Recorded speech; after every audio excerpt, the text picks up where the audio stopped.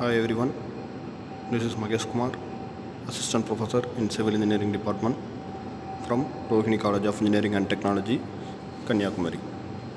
This video is about the runway orientation of an airport.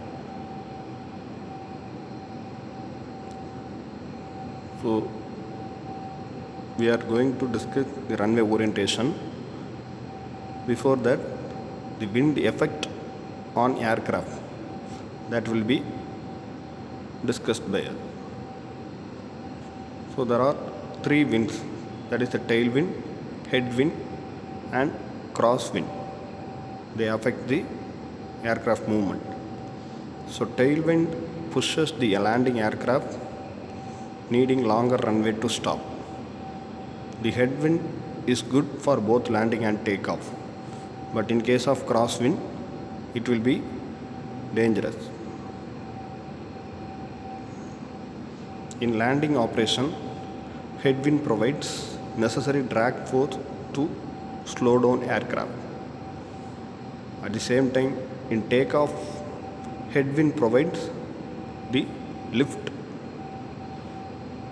But in case of crosswind, this crosswind will affect or dislocate the aircraft from the center line.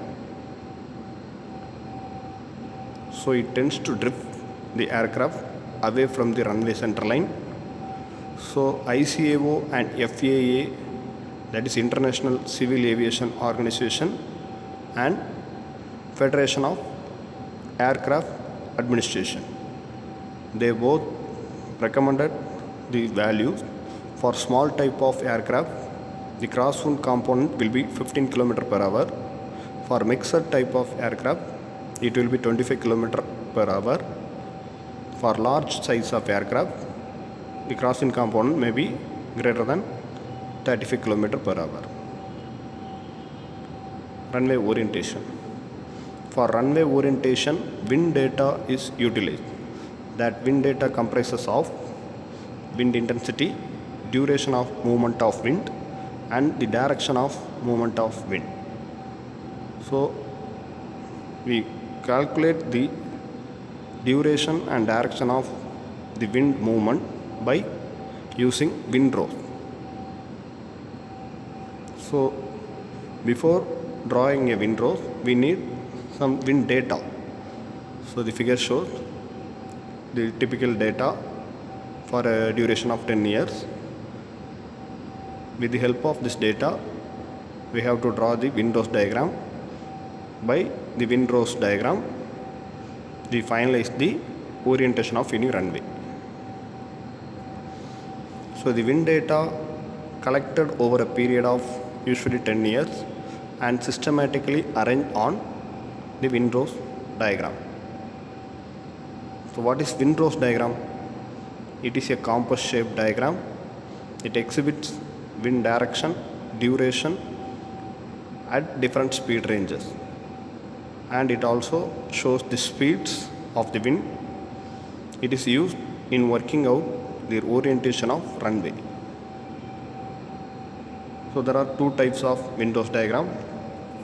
Type 1 shows the direction and duration of wind, and the type 2 shows the direction, duration and speed of wind. So the type 1 diagram, the concentric circles represent the wind duration and the radial line represents the direction of wind. In type 2 diagram, concentric circles represent the wind speed and the numbers in sectors represent the duration and the radial lines represent the direction. So now I will explain with the typical diagram. So in this diagram, type 1 windrows will be explained. So the procedure, first step, the concentric circles will be drawn showing the wind duration. Next, divide the circles into 16 segments as 16 directions. Step 3, plot the wind duration along the respective directions and join the points. Now the runway is oriented along the longest line in the diagram. So this diagram shows the type 1 runway orientation. So the left side direction from north to northwest, 16 directions are there. So you have to plot with their respective duration and connect all the points and take the longest orientation, that is north south direction in this diagram. So this will be the runway orientation. Now type 2. For the same wind data, how can we calculate the orientation by type 2 diagram? First step, draw concentric circles showing their wind speed such as 6 km per hour, 25 km per hour, 40 and 60 km per hour in this case. Step 2, mark their direction, 16 directions, each with a wind coverage area of 22.5 degree.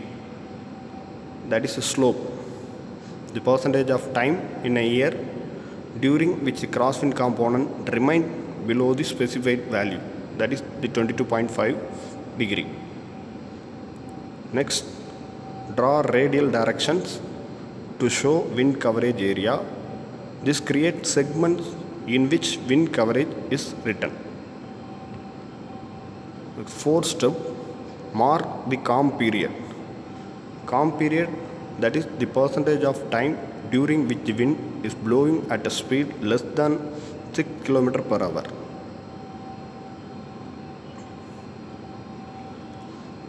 From this tabular column,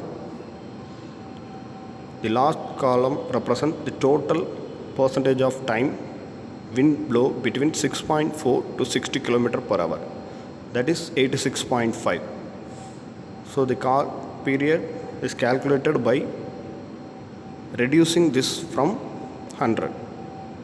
So 30.5% as calm period in this case.